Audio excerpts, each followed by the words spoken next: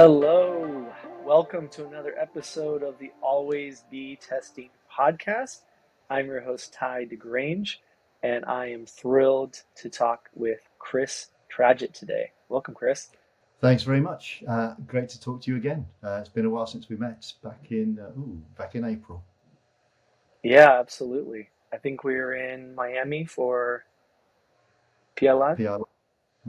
Yeah. Yeah, awesome. So good to have you on today, and I'm really excited about this conversation. For those of you who don't know, Chris is a true affiliate marketing legend, veteran. He's built products from the ground up, launched publisher discovery to acquisition, and is now building Moonpole. He's had some great experiences, so ready to dive in with him today. And thanks so much for joining us. Great. It's a pleasure. Absolutely, absolutely. So maybe just starting off, tell us about your background, Chris. I know people would find it fascinating. Somebody as old as me goes back a long way. So I started off out of college, ran a pub for 4 years, or in the States, I call it a bar, but basically ran a pub, um, which was an interesting thing and made me vow never to ever think in terms of going into running a pub or running anything, uh, dealing with kind of hunters for food and drink and things. But yeah, that was fun. Then an art material shop, which and I thought, no, I don't want to Chris, do. is there any similarity between maybe managing a pub and managing affiliates? Um, it's about No. relationships, I would say. That's about the key thing. It's about the relationships. And if you've got the relationships right with your regulars in a pub, then they come back and you know what they're doing, you've got an idea what they're about. If somebody you know has an argument with a friend in the pub and you know them, then it's fine. If you don't know them, you worry. But luckily, with an affiliate, you don't get those kind of arguments. It tends to be more about attribution or, yeah, you know the game. Love it. I interrupted your kind of background story to kind Yeah, of delve sure. into that a little bit, but we'd love to hear more if you have more to share there. Yeah, I think they call it a patchwork portfolio career. So after the pub, I ran an art material shop because my degree was in art, history of art and fine arts and things like that. Hmm. Fell then into working with a friend who had a print company, and I started typesetting on an 8-inch Mac. If you can imagine the fun of, well, actually before that, I was sending stuff using extremely early versions of HTML where you specified the font, close font, and all of that stuff. And we sent that stuff down a 4800 baud modem to a place that printed out the galleys of text, which you then glued down with wax. Old school typesetting stuff. So I did it that way. Then we bought an 8-inch Mac, and the excitement of that. You couldn't see the page, but you knew that you were doing stuff. You had to move the page around to work on PageMaker 1, where things were going to be. But that was exciting because you had a whole page of stuff at once with no galleys, no cutting. Yeah. So yeah, I got involved in on-screen stuff way back then. Then I sold That's after amazing. that, sold newspaper advertising, ended up joining a design agency, and was what they call a bag carrier in Britain. Basically, I was kind of running from the studio to the clients, and it might be anything from a mining machinery company to Procter and Gamble. So it's kind of all sorts of different types of stuff. As part of that, while I was there, I got involved from a local charity with these kind of fundraising web shops from a company called Bayat. This is about the middle of 2002, early 2002. Had about 6 shops in it, Marks and Spencers and the 2 or 3 others and whatever. And as is the wont of design agencies, when Procter and Gamble decided they were moving all of their stuff to London, got made redundant. But then, bizarrely, as part of my kind of design work, I was doing some work for GE and needed somebody to do some database stuff. So this is while we're still rolling, and needed somebody to do it. Found somebody via a friend of a friend, and met Steve Brown on a roundabout in Surrey. We went to GE's office, won the contract. We did this kind of multi-language mailer, into kind of for events in Switzerland and Portugal and whatever. I think it's what it was anyway. And then kind of that was the only time I've met Steve. And it's bizarre, kind of meeting kind of in a cafe bar roundabout. We go to the meeting, start the deal. Great job. Roll forward 6 That's months amazing. while I was kind of Can I kicking the ask heels. you, Yeah. how did you guys pull that off? Landing GE is, especially at that time, was quite a coup. Can you share more Yeah. about what do you think got the deal done? Um, I think we're fairly innovative agency, which is quite cool.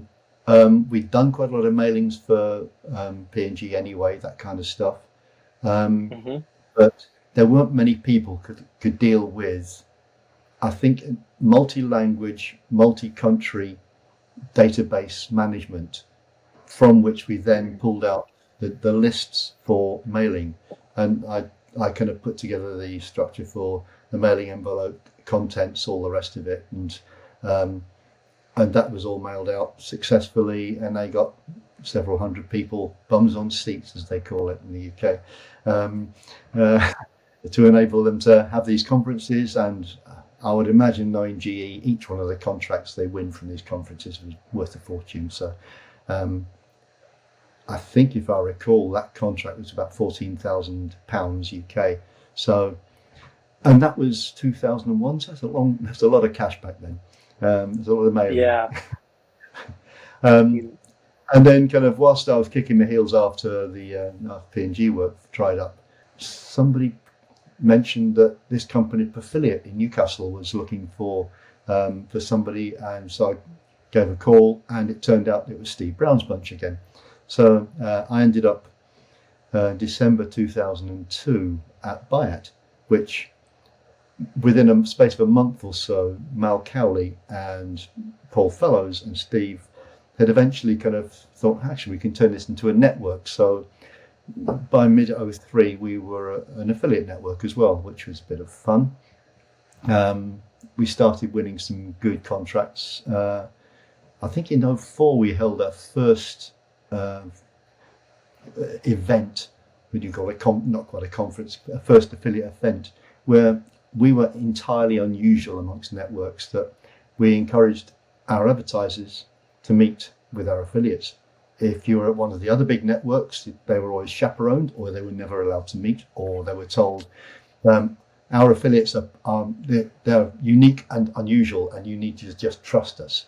But we set up these over the years, set up these events called speakeasies, which started in a pub in London, and of course.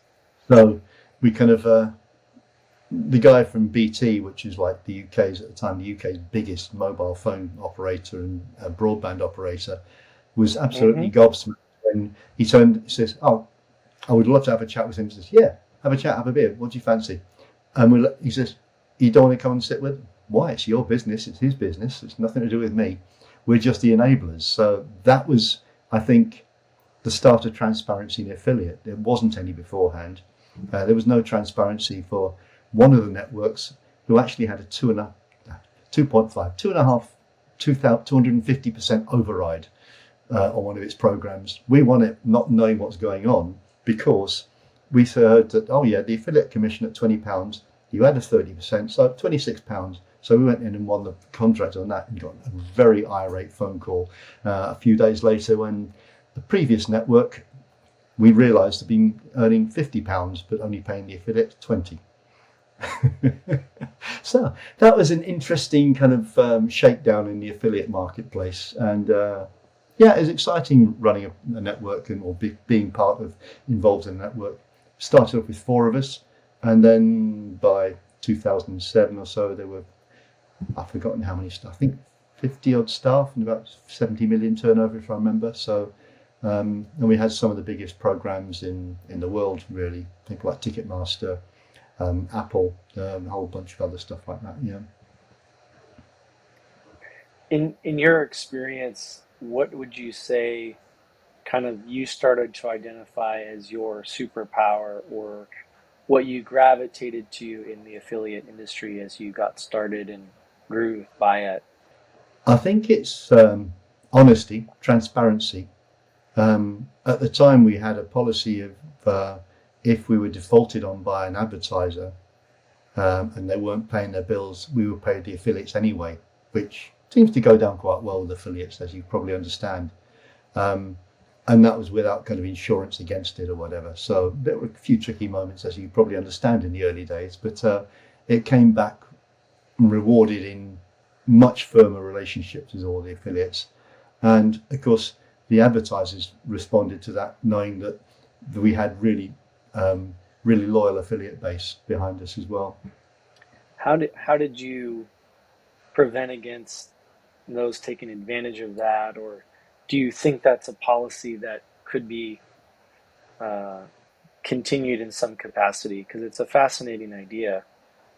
It's, I think perhaps it's a slightly kind of trickier world, and things are happening on so much bigger scale now. Back in those days, programs were not massive necessarily, and now it's gone from back then, affiliate being 5-6% of a company's turnover, it can now be 18-20%, and that's big bucks. It's a big deal for a lot of advertisers. So, and actually for any organization being able to have the spare cash capacity to manage somebody going down, particularly at a time between, say, 2008, Yeah, 2010, those kind of periods, a company can go pop like that, leaving you behind yeah, millions. That's, I think it's yeah. not doable again. It was a great gimmick at the time, maybe. You're yeah, you're not quite a bank, as they say, so it doesn't really make sense. But as we will get to in this episode, perhaps technology is the answer and transparency through technology, which we'll get to.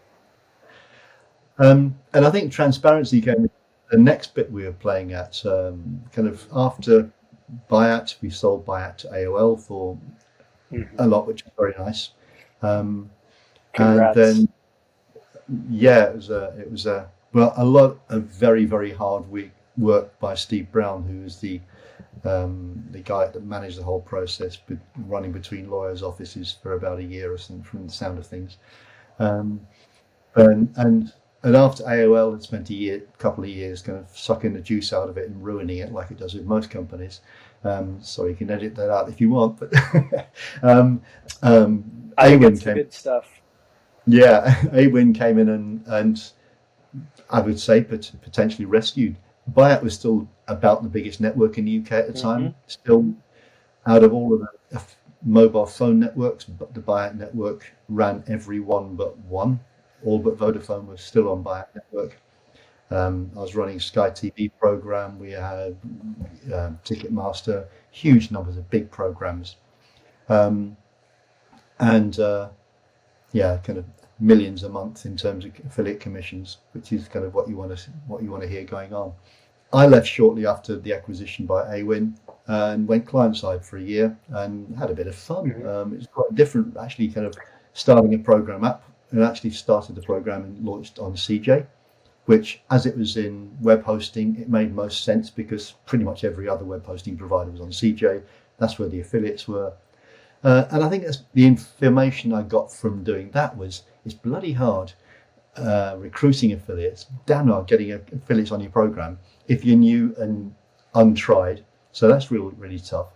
But it's also hard actually finding affiliates, and that was a real issue. And it's Google search is not the way to go. But back in 2010 stroke 11, that's all I had to go on. And so uh, got the program up and running. It's still running very successfully on CJ, so it must be doing the right kind of stuff. It's still, and it was cutting its numbers even from the quite early days when I had quite a few really quite nice, loyal old friends from affiliate who were the guys who were the mainstay of the initial affiliates on the program. So it was a good learning experience from my perspective on that side of the industry. Um, After that, I'm trying to think. Oh, it's while I was doing that, Steve Brown gave me a phone call again, I think, and he'd just started up an SEO company, or was got involved in and invested in a company called LinkDex, which you may have come across, which was trying to become a competitor to Conductor or Bright Edge and those kind of people. Um, Hmm. Hmm. Doing some pretty good stuff. So I ended up kind of going there doing marketing and selling, and it was. Mm-hmm. I'm not a specialist in anything, as you can tell from my kind of checkered history, running pubs and selling advertising. So I can pretty much cut myself to anything. So I ended up doing marketing and running events, and I'm trying to think what else we were doing. Oh yeah, I was selling as well. So going into agencies to sell the LinkDex product. From very early on, I said to Steve, "Hey, we could find affiliates for this, couldn't we?" Because it was backlink analysis.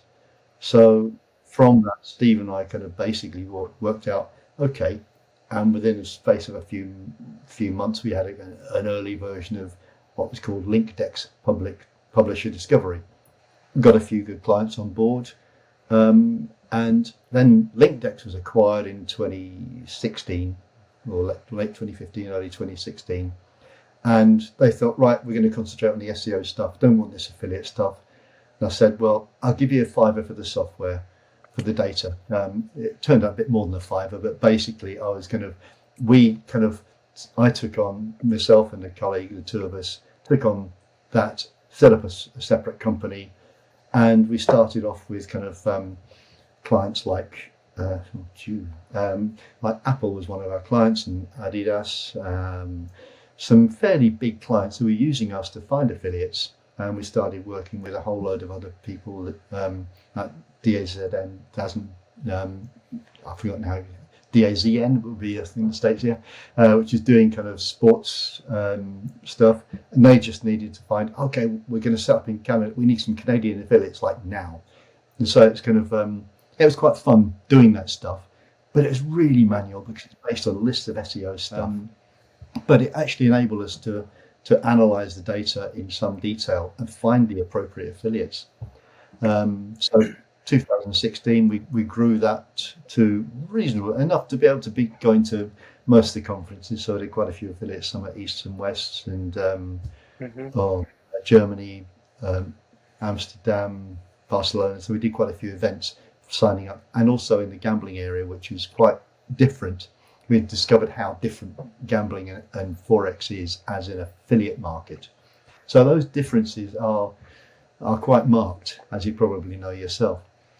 So that was quite fun. 2018, somebody came knocking on the door saying, we've got this thing which is AI based, and it deals with a network's internal affiliates. And they were working with a small UK network called Affiliate Future, and analysing their internal affiliates to match affiliate with advertiser.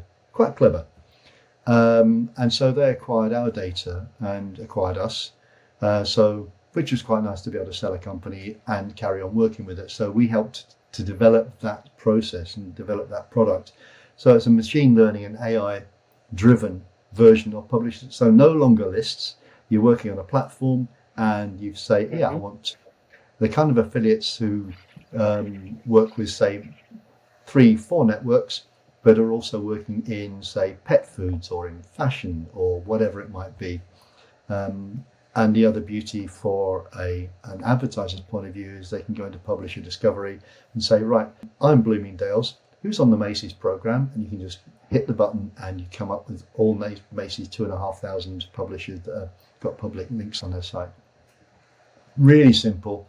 And then there's the ability to kind of find the email address within the platform, contact them, recruit them. So yeah, that was fun.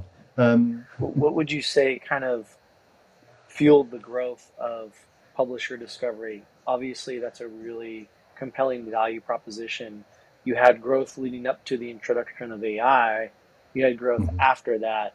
Can you tell us a little bit more about what do you think led to the success of Publisher Discovery? I think it was because, well, as I identified when trying to do it myself, it's really tough finding affiliates. And the usual way is just kind of trawling through Google by keyword, which is a real longhand way of doing it. Publisher Discovery enables a shortcut that. Initially, with our old manual version, just by looking at awin1.com or quickserve.com and the other domains for CJ and whatever, it was clunky, but it worked. It enabled you to look at all of those guys and work out which ones are appropriate, and then you can work out which ones are then connected to which programs. So you can see, right, they're the guys promoting Dell, so they're obviously in the right sector. So therefore, you can then segment the right bunch of affiliates and then start recruiting. And it's the shortcut bit, isn't it? It just saved hours. And I think one of the networks that worked with this said it saved about 5 hours a week of affiliate recruiting, which is, significant for an account management time period. So that kind of stuff, it pays for it.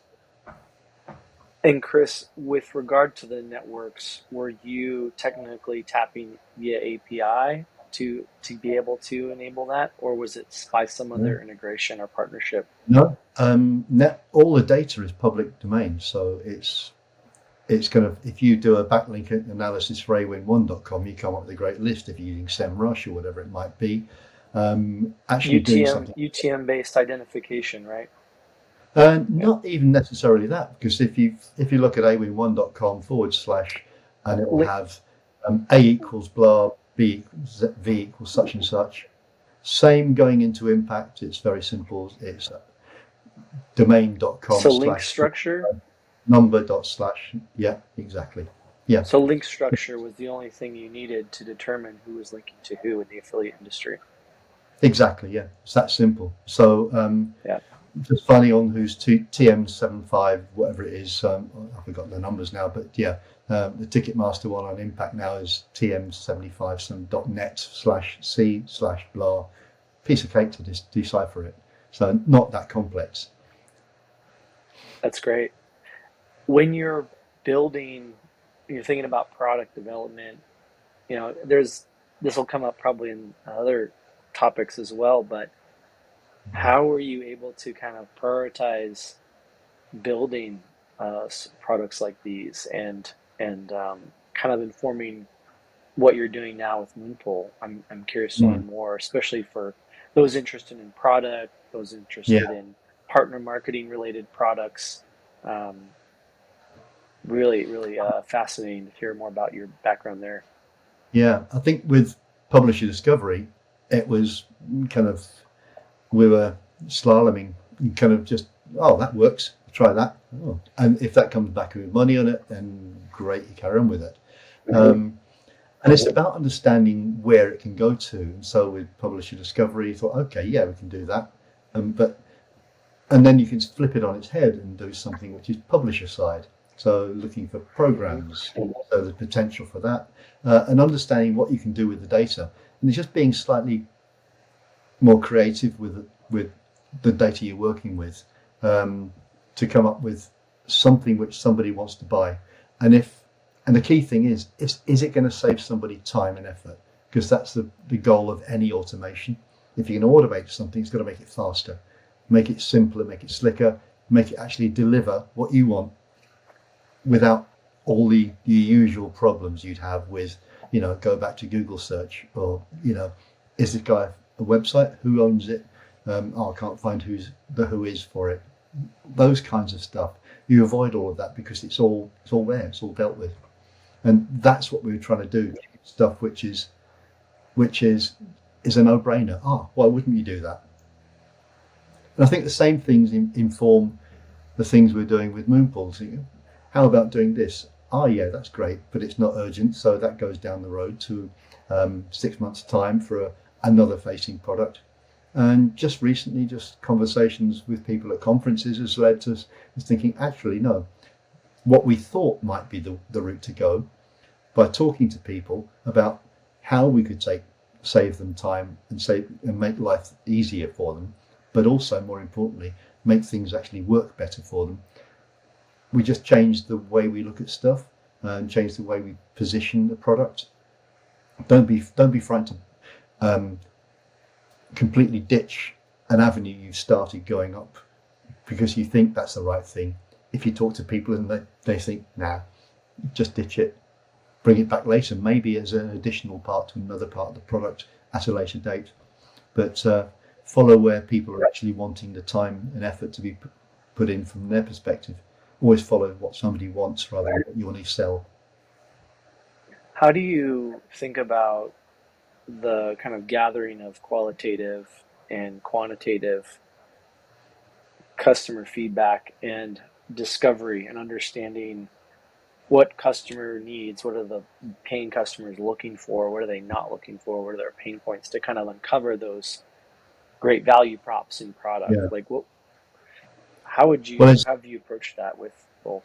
yeah, in terms of kind of understanding how people are using it, it's great to use. I mean, it's amazing that tools like Amplitude cost nothing, which is balmy, absolutely nuts.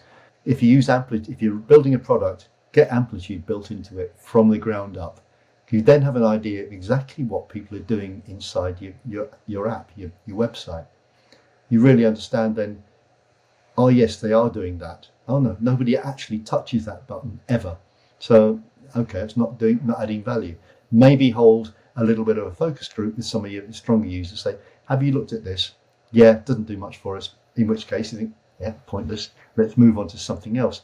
And it enables you to kind of to look at behaviors without even having to go to something like Hotjar and looking where people in a microscopic level are clicking on a page. The Amplitude will tell you what they're clicking on, and then you can assess across 10, 100,000 users which parts are most useful, what the usual routes are, and then you just make those routes easier. Those kinds of things. And if that's what's important, then you have to make sure the UI is doing the same thing, following the same process, so that you make those simple routes to visually follow. That way it makes it much faster for people to find the stuff they want. That's awesome. That's awesome. With Moonpole, how did that kind of get sparked, kicked off?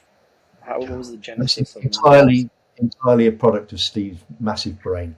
Steve has an ability to create a vision from half an idea and build stuff.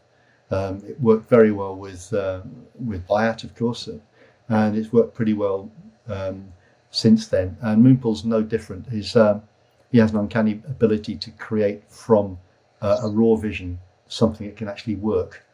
Um, and the fact that this is my third journey with Steve proves that I probably think in a usefully similar way, but maybe with a bit of a Venn diagram thing. I do stuff which he says, yeah, you're future gazing, Chris. So I'm normally kind of 4 months down the road, where Steve's trying to make stuff happen now.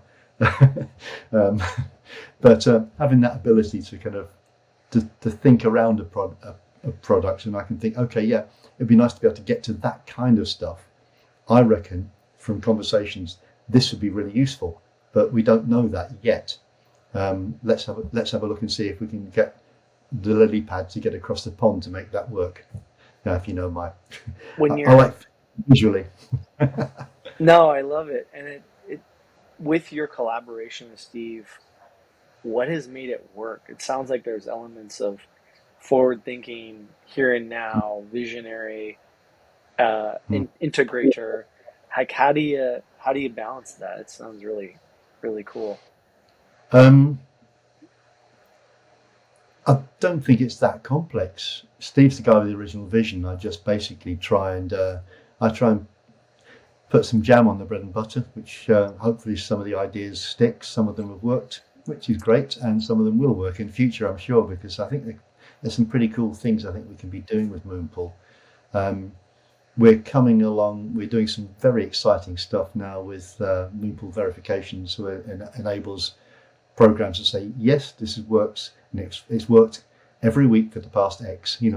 So the automated system enables people to um, check a program and audit a program weekly, make sure that the links work as you would expect to them. And the toughest part is actually understanding what's happening in that handover, the affiliate handover process between the publisher site and the advertiser. And so much technology now becomes involved that things can get in the way. Things like consent management platforms, which are becoming, well, they've been an issue across the whole of Europe and UK certainly, but now you've got something like 10 states, or is it now 11 states in the US, all of whom now have privacy regulations coming in that are requiring people to say, yes, I'm okay with cookies, or don't sell my data, or For some reason, every single state seems to be different. It seems bizarre to me across here, of course, but there you go. But that kind of stuff can interfere with, when, according to, I think, I'm trying to think where it was, I think one of the magazines was stating that something around 48 to 50% of consumers reject cookies and don't accept. That can be really quite scary if you're running an affiliate program. So if half of your cookies are likely to be rejected, then I think affiliate cookies need to be dealt with slightly different. First party. Third party, of course, will disappear soon, but your first party cookie, if it's coming from a site where the consumer understands that there's a relationship, then it should not be dealt with as a marketing one. It should be dealt with as a necessary one. I think it's very much as James Little has argued quite forcibly across various conferences recently, that somebody coming from a cashback site, the contract has started with a cashback site, not with the landing on the advertiser's page, because they want their cashback. If that's held up by a first-party cookie, which is not necessary, then the whole kind of premise of the contract is broken. So cashback and to some extent maybe coupon sites, the cookie should be allowed to run through. Interesting. Do you think that there's going to have to be, and what do you think the end goal of that debate is? Because we kind of jumped into that topic. Is there going to have to be some kind of a almost nexus-like national or state ruling? Because it feels like there's a number of like vocal voices arguing on both sides with legitimate, questions. Where do you think that's going? Where do we think we land in years down the Yeah, road or months? in the US, it's difficult to say. In Europe, of course, we've fragmented again slightly, but even though Hmm. UK is no longer effectively part of the EU, most companies in the UK follow EU law because it's the only way you're going to sell into Europe. You're not going to do it by adopting a different legal standard. Um, in the US, it's very different anyway, because you had, as you say, the Amazon Nexus issue. There will be issues when you're dealing with something which is not just, say, for instance, statewide. It's not like popping along to your local 7-Eleven or Walmart. Stuff is national or global. If you can buy from Kaspersky, you're buying from Kaspersky anywhere in the world. Or same with Dell. I looked on CJ the other day. I think there's 30 odd separate programs. They're all totally separate, all with different legal parameters for Germany, for Spain, for US, for UK, etc. So it's very difficult for an advertiser to deal with all of those legal parameters.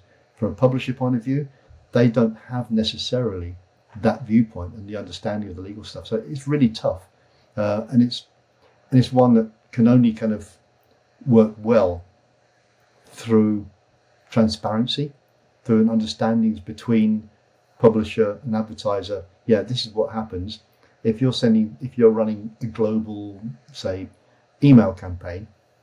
You need to have the understanding that if you're sending to different sites, you need to make sure you segment your email list so that it's going to the right place and you're dealing with the right kind of intros, as it were. And that's down to big publishers, big advertisers working together in more of a partnership way. How would you say, there's a lot in there, there's a lot to kind of unpack and talk through, but if you think about, Loophole is helping at a number of levels. What would you say? How big is the problem? Would you say, like the linking not working, the Yeah, linking not having the what's the percent that's impacting well, the industry in the your opinion?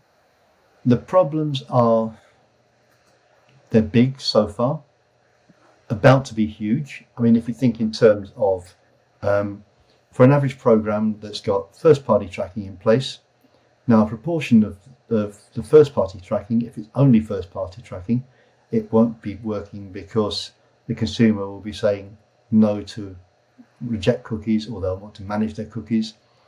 Proportion will like it. Now, of course, we see a huge proportion. I can't remember, it's over 80% of the advertisers have retained their third-party tracking, not on networks like, say, WebGains or Everflow or whatever, that don't have a third-party backup. But for so many of them, we see they've still got the third-party tracking in. Now, if it's a program that's been running 10 years, it probably only ever had third-party tracking in. Now, when they put their first party in, they just forgot to take the third-party stuff out. So you've got first party and third party. Now, if the first party is firing, great. If the third party is firing as well, that will probably be firing even if somebody rejects cookies. So that's fine. But what happens next year when Google finally joins Firefox and Apple and the rest of them to say, okay, third party's gone. Everyone who has still had third party tracking running up until then, they're going to find a cliff edge of their tracking may well have dropped off, because in the past year, over that year, they'll not have noticed if the first party tracking has become compromised, either by something daft like setting up an entirely new category within the website product, and that category not having been set up correctly, or not even having had the JavaScript put in the header for the category and all the product pages, or it might be that the CMP has been introduced, which has interfered with it, and we see that so often. So leading And up to the end of the leading up to the cookie deprecation by Google next year, what's the percent roughly that you feel like tracking is essentially not working? it Doesn't it have to will be vary. exact, but I'm curious. Yeah, so it's so tough to actually kind of think in terms of those numbers. But if, say, currently, if you are running third party, we heard the bizarre story recently of a company, major financial company in the UK, which has set up a brand new affiliate program, third party tracking only. Why on earth would you do that? Third party only means Wow. Wow. 25% to 30% of all the links sent to them are not going to track in the first place, because anything over Apple, like iOS, iPads, Apple in Safari, they won't track at all. ITP stopped it. Anyone using Firefox, it won't track. It'll track through Google at the moment. Google from early next year is trialing in certain territories, deprecating third party, just to see the impact upon, probably on their own earnings. Because you know the way Google runs, so the rest of us Hmm. is down to the cash. So people will start noticing stuff early next year. Now, if you think in terms of an average advertiser who's moving from third to first party, so an average one has probably got a tech team of, say, 10, 20, 30 techies, fine. If you're the size of a global organization with, say, 30 programs across 15 countries or something, it might be that your actual sprint time is 3 to 6 months for actually getting something done site-wide. So actually getting into that time. So if you think back 3 to 6 months from Q4 of next year, for instance, that needs to be started off by the very latest, probably February. With all the stuff happening over Q4, Black Friday, all the rest of it, nobody's going to be looking at anything before then. So they won't get scoped until March, maybe June, by which time it's too late. Their program is going to tank come October, November, in time for Christmas 2024. So it's going to be some very interesting time to see who's prepared, who's come to the party wearing a hat, or who's not. Now, how much do you think that um, utilizing something like API or server to server can support that transition or not, and where are the gaps there? Oh yeah, API server to server tracking is fine, but as most major advertisers will tell you, actually getting server to server installed is a phenomenal, very difficult technical project, which is why so many of these big advertisers resisted it. Oh yeah, we can do first party cookie, yeah, or we can do JavaScript in the headers and stuff like that. But it just needs to be managed properly, and so often we see it's not. Affiliate tends to get relatively short shrift compared to other marketing channels. So, for instance, Hmm. the SEO, PPC guys, if the PPC team say we need this happening for this event, it happens really fast, because every click, and with some of these B2B programs, every click can be $20 plus. So they need to make sure that the site actually responds and is able to track what's happened on those PPC clicks pretty much immediately. Affiliate, it's going to be 3 weeks before your cashback affiliates actually notice that the cashback isn't happening. And so you've got a bit of leeway time. So affiliate tends to get pushed a little bit down. So when you've got a stack of paper on the CTO's desk, it can go down there, and it just keeps going further and further down. As affiliate now reflects about 18% or so of an average advertiser's revenue or earning opportunity, they will notice the difference if they start to compromise affiliate far too much. Advertisers, on average, we see change their websites between 2 and 5% every month. 2 and 5% advertisers change their programs and their platforms every month, which means that over a period of a year, more than 100% of advertiser websites are changing. And each one of those changes can impact the tracking capabilities and tracking ability of the network. The network won't know anything about it because it's not within their wheelhouse. It's all being dealt with advertiser side. They've delivered them, the affiliate handover is delivered to the advertiser, and if they screw stuff up on their site, nobody will know until the canary in the coal mine and the cashback website actually starts squeaking and says, hang on, there's no cashback coming here. Every other affiliate will just see it start to drift down and the conversion rates will droop. And you might find, okay, that conversion's gone down there. Let's change my program to that. So they, instead of promoting computer company A, I won't say any names, computer company B instead. So they start moving. So the program starts to kind of slow down, and affiliate is then discounted. So it's not very good, this affiliate stuff, is it? Why don't we kind of just turn it off and we'll just carry on doing what we're doing? And then they realise, but because it's just not being tracked, that all of the sales they're getting, once they close the program, the sales just go through the floor. You think, oh, holy shit. The trouble is transparency. If there's no transparency on what's happening, and the beauty of Moonpool is it actually sheds a light on all of that stuff. Is that actually set up to succeed? And if it's set up to succeed, you can guarantee that once it's set up to succeed and the cookie is actually fired correctly, by the time it hits the thank you page after the purchase, that stuff never gets screwed up with, because that kind of piece of code is never changed. You don't change your thank you page, you don't change your checkout page, because that just breaks a whole load of stuff. Sorry, I've got That's a slash fantastic. to say. I love it.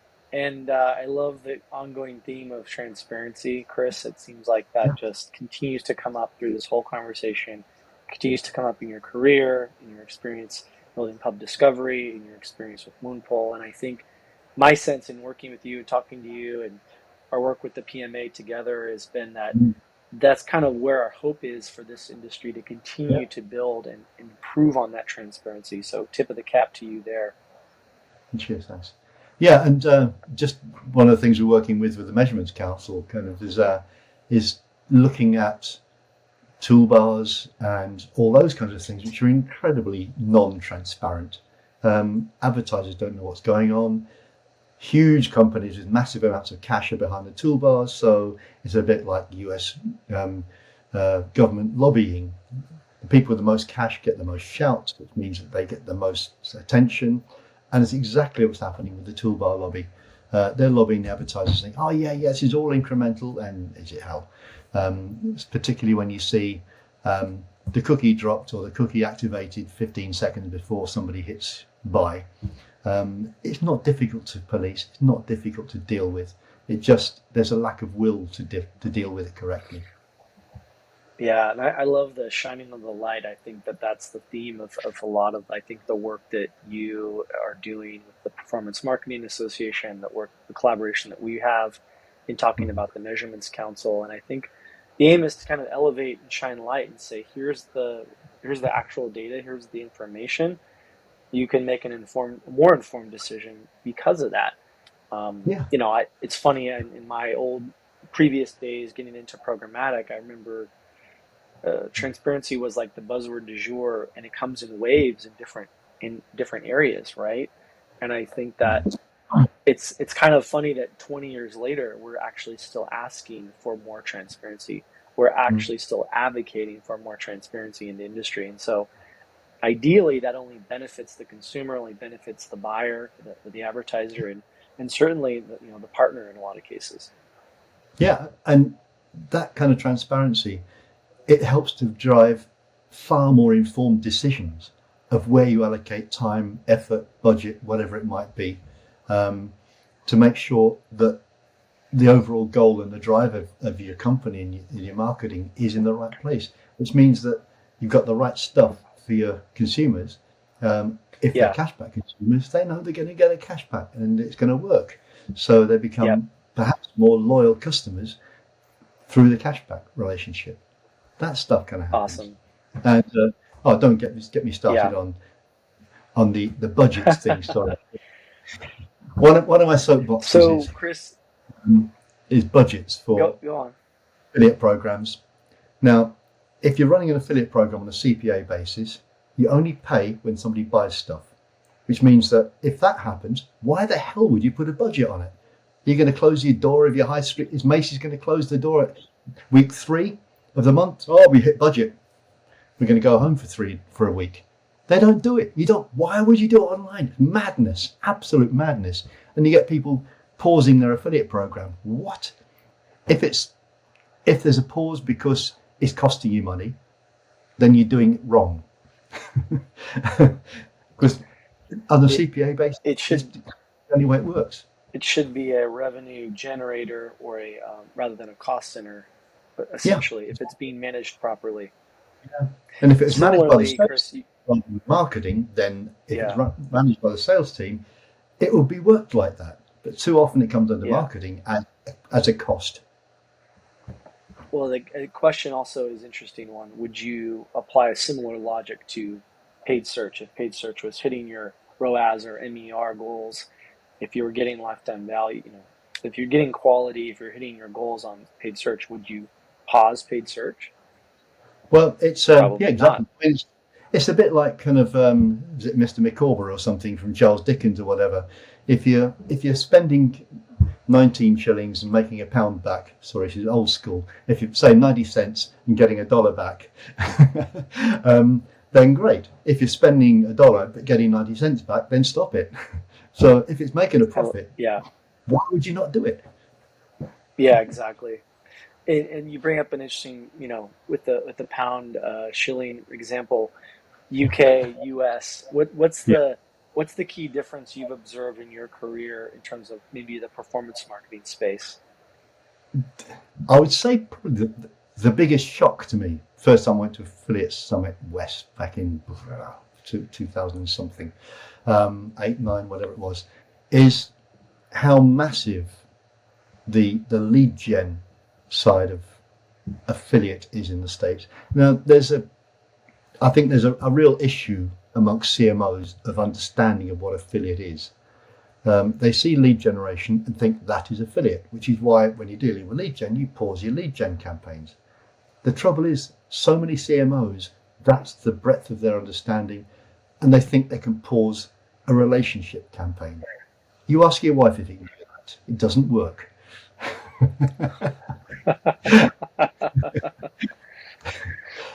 So yeah, if Good you're point. dealing with if you're dealing with partnerships or performance marketing with a partner, with a publisher that's got stuff happening all the time. So you don't tell Wall Street Journal, oh, we're pausing the affiliate stuff, so you're not going to earn something for week 3 of this month. That's not good, not pretty good for that relationship. So why would anybody ever pause a CPA affiliate program? It's just a nonsense. So you should never have that split personality. You should always deal with, okay, they both use the affiliate model, as Gino loves to call them. It's not affiliate channel. The affiliate model is applied to multiple channels. The trouble is most CMOs only ever see it as a channel, and it should be a model. Deal with your lead gen channel, fine. Deal with it differently to your partnership and performance channel, which is based on relationships. They're not the same thing. Yeah.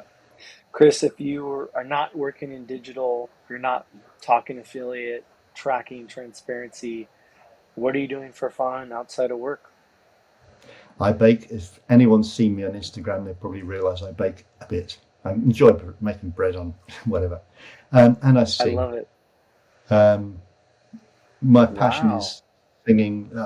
This past weekend, I and the choir we sang the services for Chester Cathedral here in the UK, which was fab. Certainly, you can actually look for Chester Cathedral for the 6th of August, and you'll hear our choir singing the services there. So we sang an amazing Holst Nunc Dimittis and Victoria Magnificat. So yeah, if you're really Beautiful. into geekish music, kind of choral music, then yeah, that's my weakness. That's really cool.